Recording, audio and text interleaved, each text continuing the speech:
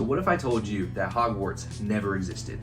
What if I told you that the boy who lived is in fact the boy who lived, but it's not from any kind of curse? That's what we're here to talk about today. Buckle up as we talk about one of the most controversial and convincing theories that we have here on the channel about Harry Potter, and it's one you've never heard of. Turns out that Harry is actually the villain of his own story in this fan theory. What's up, all you muggles out there? Thank you so much for tuning into the channel. Aurora and I are super excited today to talk to you about the Harry Potter franchise. If you have not seen our video about Albus Dumbledore and why he was a horrible headmaster of Hogwarts, go check that out. And if you were upset by that video, don't worry about it, because we're going to let you know today that he didn't do any of those horrible things that we talked about. It absolutely didn't happen. And he was absolutely a great headmaster if he had been the headmaster. So let's go ahead and get into it today. We're going to talk about exactly why Harry Potter did not happen. And we're going to tell you all the reasons why in our fan theory. Let's start with the first scene that we have of Harry Potter when he is not a baby. This is Harry Potter in a cupboard under the stairs. He's sitting there playing with his toy knight. Now, most people would say, okay, fine, that's just, a normal child or whatever under the cupboard. Well, the thing is, a child with that type of imagination at that age, they're going to be sitting there and not experiencing something like, this is not cute. This is not him playing with a toy knight and it's cute. This is a traumatic coping experience for him to imagine so many things because he's in a confined space and he has so little to stimulate himself, okay? Not to mention some of the bigger issues that we're going to discuss here. Here's the theory that changes everything, guys. Harry Potter was, in fact, in a terrible car crash.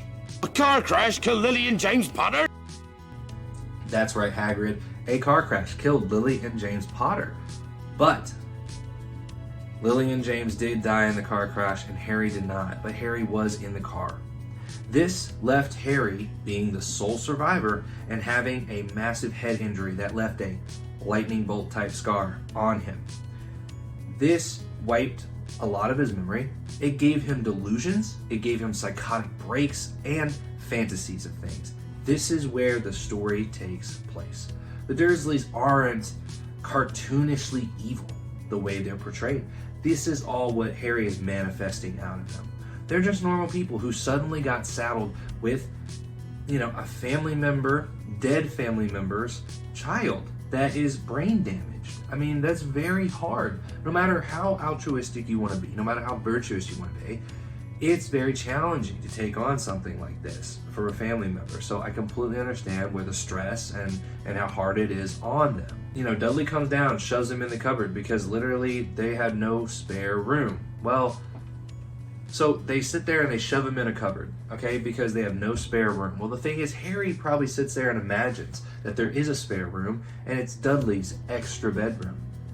I don't believe that it was an extra bedroom. I think Harry manifested that in the Dursleys. I think that really what was going on is that room was a space that had storage, or it was something with some dangerous objects, maybe power tools and things like that, and it wasn't fit for a kid like Harry to live in that room. So they did the right thing and put him in the cupboard until they could get a room in place. They did fix this later on. After the first movie, we did not see him in this cupboard anymore. He had a room for himself, and I think this is the reason why they wanted to accomplish this the whole time. So why the letters? Okay, why the letters for Hogwarts? And Harry wrote a private boarding school, for troubled kids. He wrote to them, and he was approved to be there. They wrote back, and this made him feel special. But the Dursleys panicked. They intercepted the letter. They tried to keep him from getting it and tried to stop him because he's unstable, and they know as family of his that this boarding school won't understand how to handle him the right way. They won't understand how to care for him the right way, the way family will. So they actually wanted to keep him there, no matter how hard it was and how stressful it was. Then what do? They went on a vacation. They go on a vacation, they go to this place, they get remote and try and help Harry by doing something away from the house, change the environment, right? Well, as he's there, one of a police officer or social worker tracks them down to this location because they think maybe they're taking the child somewhere. That is where Hagrid comes in. Hagrid is a big, massive social worker or police officer, and that's how Harry imagined him, as a half giant, half wizard, because He's a very large individual, and so he just thought he must be half giant, right? Everything else is all just delusions of Harry. When they go to the zoo, the first time this happens, the glass did not vanish because of magic. The glass vanished because Harry shoved Dudley through the glass. Yeah, Dudley shoved him first, but Harry didn't just fall on the floor and stare at him. He got up and shoved him back through the glass into the exhibit. And this is why, this is why that happened. And this is why the Dudleys were so mad at him, because he did this. Now, he tells himself it was accidental magic. He tells himself that he didn't do that on purpose because it make him feel guilty if he did. Because even in a lot of sociopaths, psychopaths, things like that, even in people that do things that are bad, there are obviously ones who don't feel any guilt or remorse, but there are others, and they sit there and literally justify everything in their head. They tell themselves that what they are doing is right, and there's a good reason for it, and that they are the hero. They are the one who's doing the right thing, okay? This is something that happens all the time. Say it's magic that caused him to imagine it that way. That's something that easily helps him feel like he's not an issue, right? So many people do bad things and create false realities around themselves to justify what they're doing and who they are, okay? Look at CPS workers, talking about them with Hagrid. Look at them in America. They take children from families without even investigating the family, okay? They'll just up and take them and then try and do an investigation later if they even do one. Now, they tell themselves that they're doing the right thing and they're doing what's best for the child to protect it, right? Just like Mother Gothel from Tangled. You are not leaving this tower, ever! Really, the tears of the children and the tears of the parents are real trauma being forced on them, and they're doing damage. Even though they try to tell themselves they're doing the right thing, they're not. They're hurting innocent people. In this way, Harry tells himself these fantasies, just like today's prosecutors who force innocent people to take plea bargains, even if they know the person's innocent. It's all about making themselves feel right, making themselves feel like they're doing the right thing. They're the hero in it, correct? Same thing with CPS workers who literally tell parents to divorce and turn on each other. It really happens. Or they won't give their babies back at all, to give themselves the illusion that, again, they're being the hero. They're doing the right thing. This is no different than what would happen in a delusion like this for Harry. He's sitting there telling himself that he's done nothing wrong. He's the hero of this story. He is the chosen one, the boy who lived, and he is special because of that. But really, he's the one who's doing the wrong things. He's the one who's pushing his brother through glass and doing the wrong things. And he just can't find that balance within himself to understand it because of the injury to his head. His Aunt Marge blew up like a balloon. No, actually, she was screaming in his face. She was mad at him because he did something wrong, okay? And when her face turned red with rage, her cheeks puffed up, and he literally had his brain interpret this as her inflating and created this delusion, okay? He tried to get away. He tried to break out of his room and climb down the side of the house, and Vernon came in to try and get him, and he pulled Vernon out the window. He pulled Vernon down because Vernon was trying to catch him so he didn't fall, and Vernon ended up falling. So he literally believes that, a flying car, that's what happened. No, that's not what happened. But that's the way he did it, because in his panic, he imagined that they flew away in a magic car. So again, he was not in the wrong. The night bus sequence, the shrunken head, okay, is a Jamaican driver. Ernie's wild driving. Harry actually fell asleep on the night bus after running away. And this is something that, again, it feels like a fever dream, but that's because it was. It was a fever dream. He was actually dreaming when he was on the night bus. Think about Ginny's terrible romantic chemistry with him.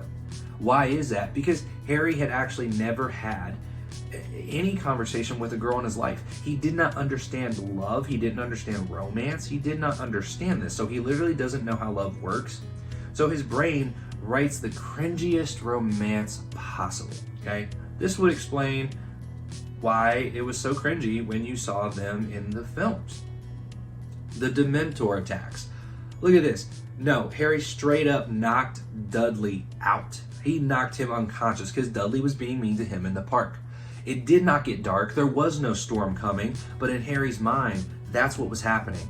That's what happened when the dark, evil side of Harry came forward. Everything felt dark for him, and he chased Dudley, chased him all the way into that that tunnel under the roadway, and he caught up with him, and he hit him and knocked him out and beat him. And that is what happened when Dudley ended up getting back home. And the Dursleys were really upset with Harry because he is the one that caused this.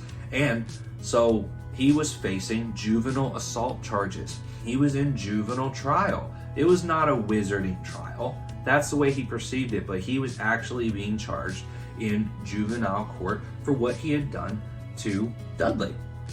And the final gut punch of this, the Dursleys finally shipped their 17-year-old off to long-term psychiatric facility care because they just feel they can't help him anymore, and they find a place that is going to try and help him, give him medication, and try and figure out what's going on and make him better.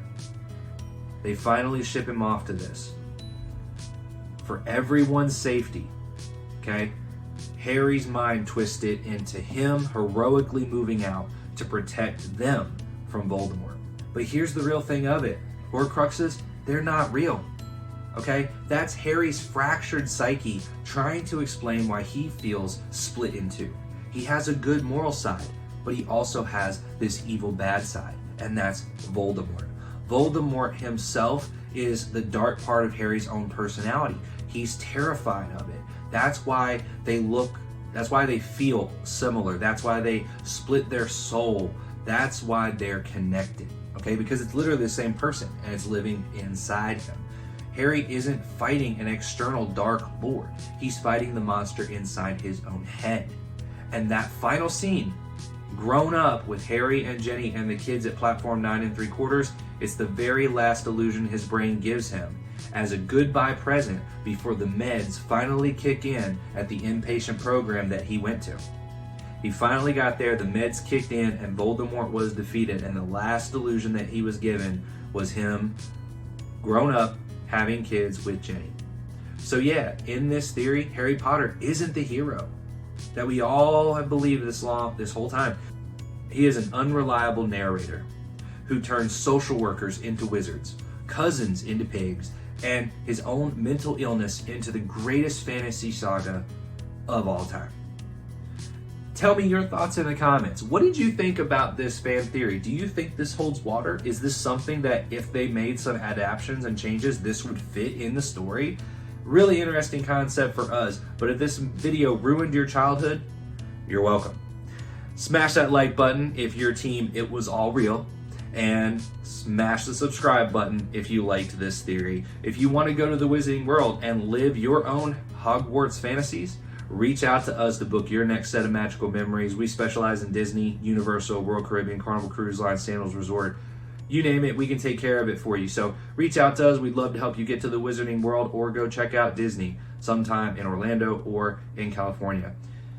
I'll see you in the comments, and Christ is King.